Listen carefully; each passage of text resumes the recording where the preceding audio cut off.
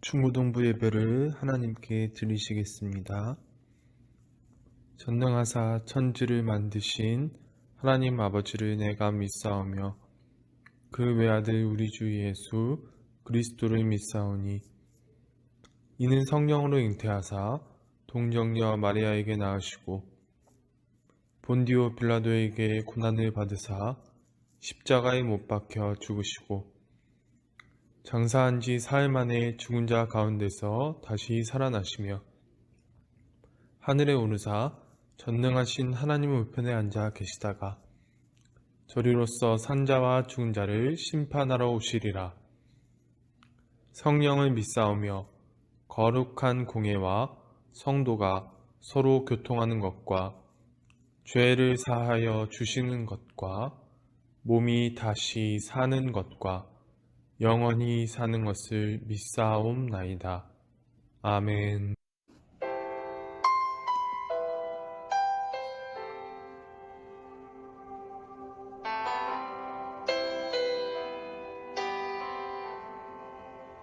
주 안에서 내 영혼,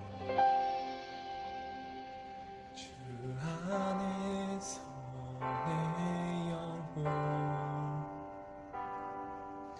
다시 태어나 이전 것은 지나고 새롭게 됐네. 죄로 물든 내 모습 예수와 함께 죽고 부활 생명 내 안에 새로운 삶이 열렸네.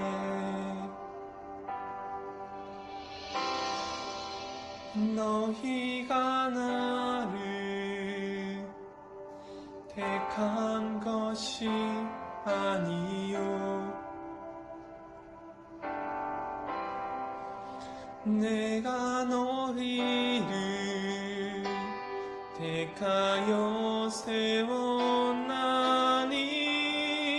오직 내 안에 오직 내 속에 그리스도가 사네. 오직 내 삶에 오직 내 맘에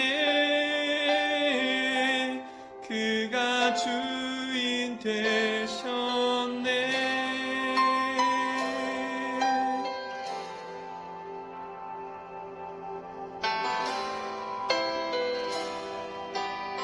죄로 물든 내 모습 죄로 물든 내 모습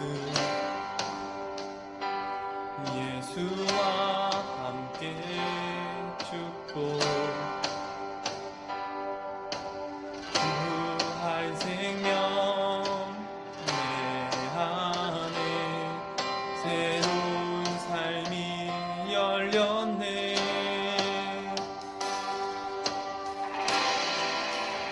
너희가 나를 택한 것이 아니요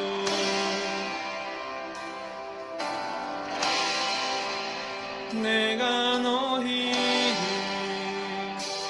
택하여 세웠나니 오직 내 안에 오직 내 속에 그리스도가 사네. 오직 내 삶에 오직 내 맘에 그가 주인 되셨네. 내 생명 그 안에 그의 생명 내 안에 나의 삶이 이전과 같을 수 없네.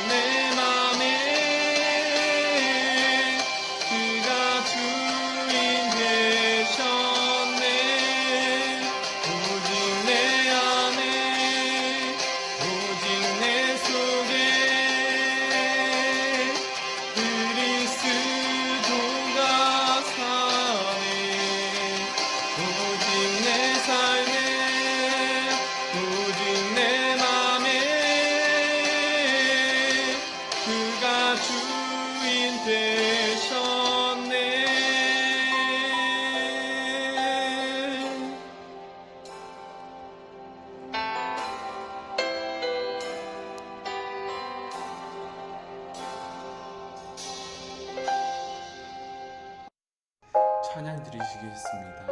여호와께 돌아가자.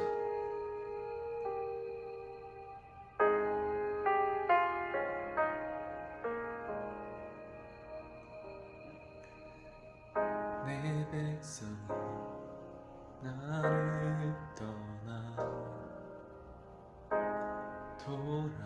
돌아섰지만 내 사랑이 내 백성을 포기 못하니 내 모든 것 내어주고 나 그들을 얻으리라. 여호와께 돌아가자. 우린 돌아서도 그는 변치 않네. 여호와께 돌아가자.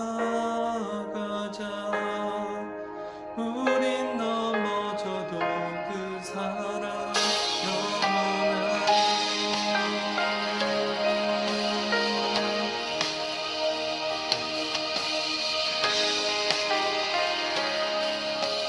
내 백성이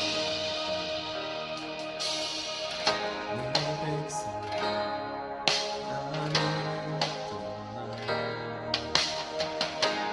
돌아섰지만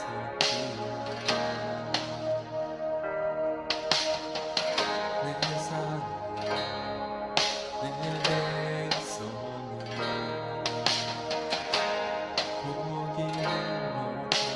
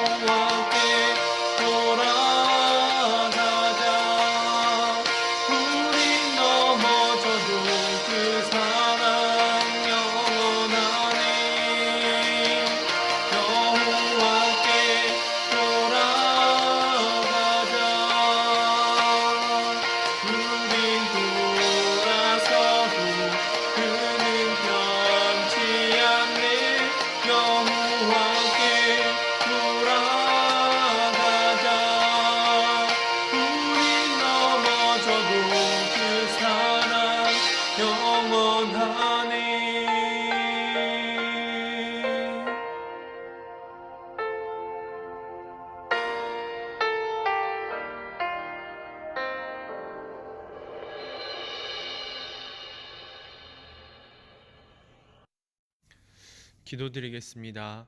하나님 아버지 감사드립니다. 오늘 2021년도 마지막 주일 예배를 하나님께 드릴 수 있도록 허락하여 주신 것에 감사드립니다. 하나님 아버지, 코로나가 아직 끝나지 않고 여전히 계속되고 있습니다. 이제 2021년도도 마무리되어가는 이 시점 가운데 하나님께서 우리 학생들의 마음을 위로하여 주시옵소서. 언제 끝날지 알 수 없는 이 상황 가운데에서 하나님께서 보여주시고자 하시는 길을 우리 예담교회 중동 학생들에게 보여주시고 하나님 아버지와 같이 동행하는 이 어려운 시간이 될 수 있도록 도와주시옵소서.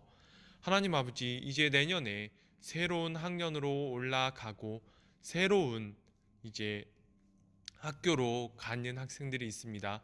하나님 아버지께서 은총을 베풀어 주시옵소서. 하나님 아버지께서 새로운 학년, 새로운 학교에 잘 적응할 수 있도록 은총을 베풀어 주시고 하나님 아버지께서 원하시는 가장 아름다운 길로 인도하여 주시옵소서.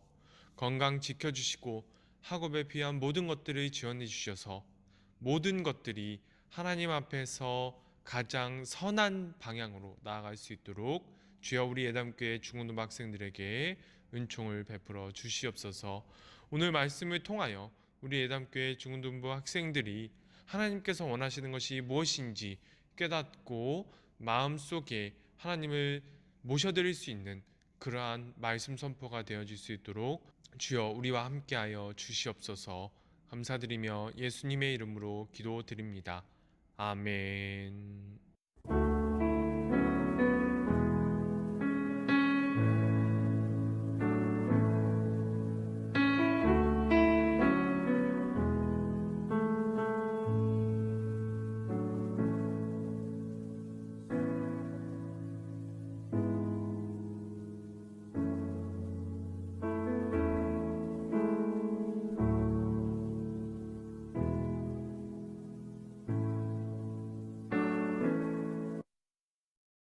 오늘 하나님께서 주신 말씀은 열왕기상 12장 26절에서 33절까지의 말씀입니다.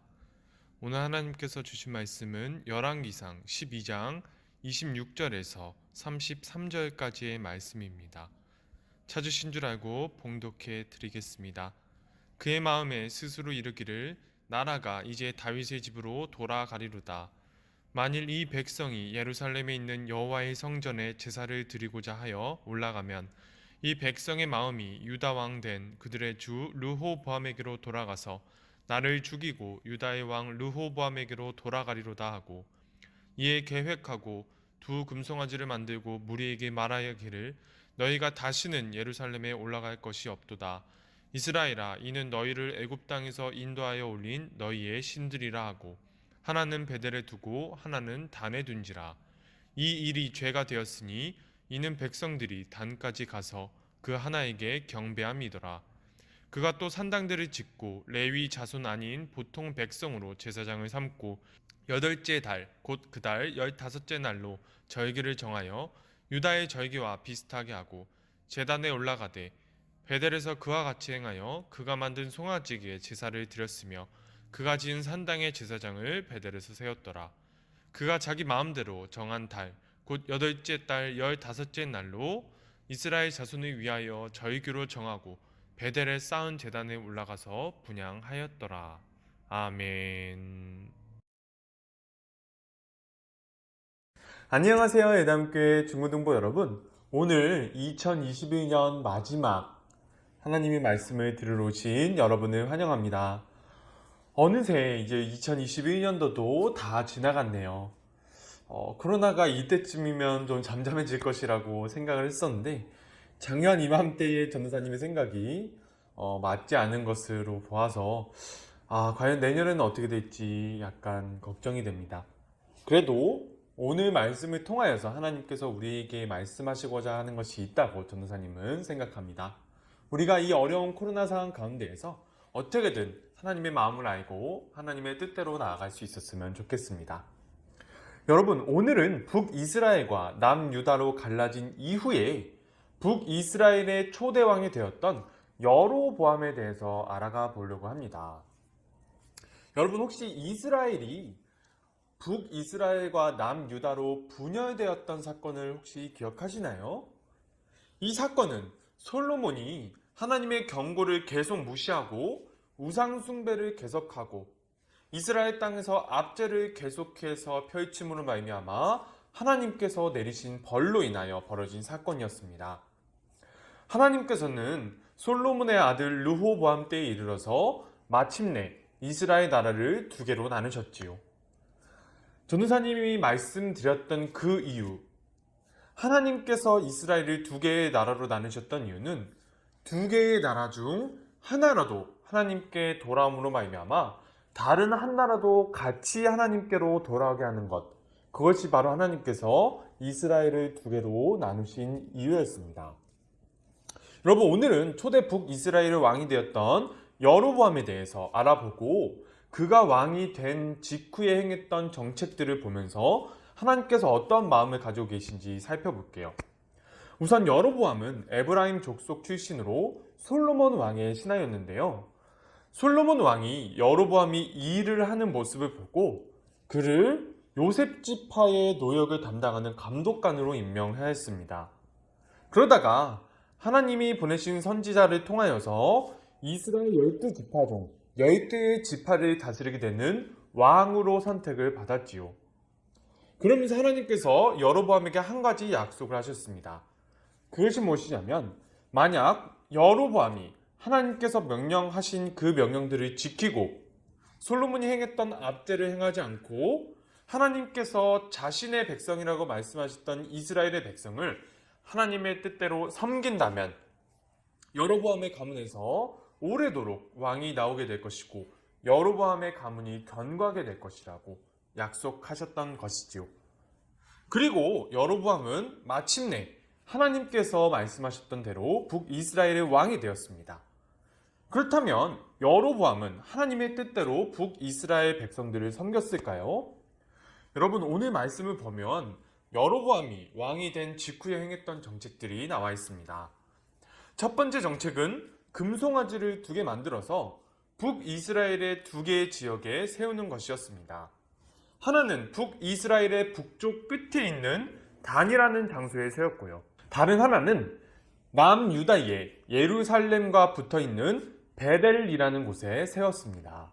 그리고 두 번째 정책은 하나님께서 정하셨던 제의 제도를 폐기하고 자신의 마음대로 제사 제도를 만드는 것이었어요. 여로보암 왕은 레위 지파 자손 중에서도 아론의 후손만 제사장이 될 수 있는데, 그렇게 하는 것이 아니라 가장 낮은 사람들 중에서 자신의 마음대로 제사장을 삼았고, 또한 자기 마음대로 새로운 절기를 만들어서 하나님께서 지키라고 명령하셨던 절기들을 대처하는 그러한 명령을 내리게 되었습니다. 여러분, 여로보암의 이 두 가지 정책들을 보았을 때 어떤 생각이 드시나요? 여로보암이 하나님의 뜻대로 북이스라엘을 다스리고 있는 것처럼 보이나요? 그렇지 않은 것처럼 보여집니다. 여러분, 여로보암은 지금 하나님께서 여로보암에게 말씀하시고 부탁하셨던 것과는 정반대의 길로 가고 있습니다. 여러분, 금송아지는 이스라엘 백성들의 역사 가운데서 끊이지 않고 나타났던 애굽의 신입니다. 출애굽에서 나온 후에 모세가 십계명을 받으러 갔을 때도 금송아지로 인하여서 사건이 발생했고요. 어느 순간 잠깐만 정신을 놓고 있으면 금송아지를 만들려는 시도가 줄줄이 이어졌습니다. 그리고 오늘 하나님의 마음을 알아야 할 여로보암이 금송아지를 또다시 만들어서 이것이 바로 애굽에서 너희들이 인도하여 낸 신이다라고 선언을 해버립니다. 여러분, 송아지는 고대 시절부터 힘과 다산을 상징하는 동물입니다. 여러분, 힘과 다산이 무엇을 의미할까요? 노동력을 의미합니다. 고대 당시에 노동력은 곧 이익이었고 돈이었습니다. 애굽은 이 노동력을 얻기 위해서 이스라엘 백성들을 압제했지요. 하나님께서 애굽의 압제 문화, 또한 솔로몬의 압제 문화를 없애기 위하셔서 이스라엘 나라를 두 쪽으로 나누셨는데, 여로보암은 두 쪽으로 나뉘어진 나라 가운데서도 또다시 압제 문화를 만들어내고 있는 것입니다. 그리고 여로보암은 한 발자국 더 앞으로 나아갑니다. 여로보암은 하나님께서 이스라엘 국가의 자정적 역할을 하기 위해 만드셨던 제의 제도마저 폐지해버려요. 우선 하나님의 율법을 연구하고 하나님의 뜻을 이스라엘 백성들에게 선포해야 할 의무를 가지는 제사장의 직분을 아무에게나 줘버립니다. 그리고 이스라엘 땅 가운데 압제 없는 문화를 위하여서 제정하셨던 절기들도 폐지해버려요. 여로보암은 그 이전의 모든 왕들보다도 더 악한 길로 나아간 것이었습니다. 그렇다면 여러분, 여로보암이 왕이 된 직후에 이렇게 악한 길로 나아가게 된 이유가 무엇일까요? 바로 두려움 때문입니다. 자신의 자리를 빼앗기게 될까봐 걱정하는 두려움입니다. 열왕기상 12장 26절에서 27절 말씀을 다시 읽어드리겠습니다. 그의 마음에 스스로 이르기를 나라가 이제 다윗의 집으로 돌아가리로다. 만일 이 백성이 예루살렘에 있는 여호와의 성전에 제사를 드리고자 하여 올라가면 이 백성의 마음이 유다된 그들의 주 르호보암에게로 돌아가서 나를 죽이고 유다의 왕 르호보암에게로 돌아가리로다 하고. 여러분, 여로보암은 왕이 된 직후에 가장 먼저 신경이 쓰였던 것이 무엇이냐면 바로 남유다 땅에 있는 예루살렘 성전이었습니다. 당시 예루살렘 성전은 모든 이스라엘 백성들의 자부심이 깃든 건물이었습니다. 모든 이스라엘 백성들이 성전에 가서 제사를 드리길 원했기 때문에 여로보암은 이러한 악한 정책을 통하여서 예루살렘의 성전과 북이스라엘의 백성들을 분리하고자 한 것입니다. 그래서 북이스라엘 땅의 북쪽에 있는 단이란 곳에 금송아지를 세워서 북쪽에 있는 북이스라엘 사람들은 단으로 가서 제사를 드리게 하고, 그 다음에 남유다의 예루살렘과 붙어있는 베델이라는 장소에 금송아지를 또 세움으로써 남쪽에 있는 북이스라엘 사람들은 예루살렘이 아니라 베델로 가서 제사를 드리게 만들려고 했던 것입니다. 사랑하는 예담교회 중고등부 여러분, 그렇다면 오늘 하나님께서 이 말씀을 통해서 우리에게 말씀하시고자 하시는 것이 무엇일까요? 오늘 말씀을 통해서 전도사님은 두 가지를 말씀드리고 싶습니다. 첫 번째는 바로 우리가 눈에 보이는 것에 집착하고 있지는 않은가입니다. 여러분, 오늘 여로보암은 솔로몬 성전을 두려워해서 분리 정책을 펼칩니다. 이 말은 이미 이때부터 이스라엘 백성들 가운데 성전을 단순히 예배의 장소로만 보는 것이 아니라 성전 자체를 숭배의 대상으로 여기는 움직임이 시작되었다는 것을 의미합니다. 나중에 이스라엘 백성들이 어느 정도 수준까지 가냐면요, 성전이 있는 한 남유다는 절대 멸망하지 않는다라는 잘못된 신념을 가지게 될 정도로 성전에 대한 잘못된 숭배의 신앙이 그들 마음속에 심어집니다. 여러분, 이것을 오늘 우리에게 어떻게 적용해 볼 수 있을까요? 우리가 하나님을 믿으면서 건물을 추정하기 시작하고 규모에 집중하기 시작하면 하나님의 진짜 뜻에 집중하지 못하고 건물과 규모 자체를 숭배하게 될 수 있다는 것, 이것이 바로 오늘 우리가 생각해 보아야 할 문제입니다. 여러분, 역사를 보면 십자군 전쟁이 있었지요. 수백 년의 역사 가운데 일명 성지라고 불리는 예루살렘을 탈환하기 위해서 벌어진 전쟁입니다. 여러분, 이 예루살렘 성전이 있었던 땅을 성지로 규정하고 이 땅을 되찾기 위해서 얼마나 많은 피가 흘렀는지 여러분 역사책을 보시면 아실 수 있을 겁니다. 그렇다면 하나님께서 보시기에는 이러한 움직임이 어떻게 보이실까요? 여러분, 하나님의 시선으로 보면 예루살렘이 성지가 아니에요. 하나님께서 창조하신 모든 땅이 성지입니다. 하나님께서 창조하신 모든 땅에서 하나님의 뜻이 이루어져야 합니다. 하나님께서 창조하신 모든 땅이 성지가 되어야 되고, 하나님께서 창조하신 모든 땅에서 압제가 사라지고 모든 땅에서 사람이 사람답게 살 수 있도록 만들어져야 됩니다. 그러나 이제 이스라엘 국가 가운데에서 자신들이 살고 있는 이 가나안 땅만 특별하다는 특별 의식이 그들의 마음 가운데 심어지고, 그 마음이 성전을 숭배하는 마음으로 가게 되는 것입니다. 그리고 두 번째는 압제자가 가지는 두려움의 결과는 무엇인가입니다. 여러분, 서양의 고전 중에서 성경의 구절이 단 한 번도 인용되지 않은 유일한 책이 있습니다. 혹시 그 책이 무슨 책인지 아실까요? 바로 군주론이라는 책입니다. 군주란 곧 왕을 말하는 것이죠. 그렇다면 왜 군주론에 성경의 말씀이 인용되지 않을까요? 왜냐하면 하나님께서 원하시는 군주는 세상의 개념으로는 군주가 아니기 때문입니다. 군주론의 군주는 자신의 자리를 지키기 위해서는 주변의 모든 것들을 이용할 수 있어야 된다고 말합니다. 심지어 종교마저도. 그리고 그 수단으로 사용할 수 있는 것이 악한 것이든 선한 것이든 효과적이기만 하면 실행에 옮길 수 있어야 된다고 말합니다. 여러분, 사실 이 군주론은 지금으로부터 몇백 년 전에 나온 이제 사상인데요. 사실 이 사상은 군주론이 나올 때 생겨났던 사상이 아니라 사람이 타락한 후부터 지금까지 변함없이 세상의 지혜라고 가르쳐 온 것이 책으로 종합이 된 거예요. 그러나 하나님께서는 이러한 여로보암이 나아갔던 길을 사람이 나아갈 수 있는 가장 악한 길이라고 가르치십니다. 여러분, 하나님께서 여로보암 이후에 나온 왕들이 악한 행동을 하면 반드시 하시는 말씀이 있습니다. 그것이 무엇이냐면 그가 여로보암의 길로 따라가매 이 말씀을 반드시 붙이세요.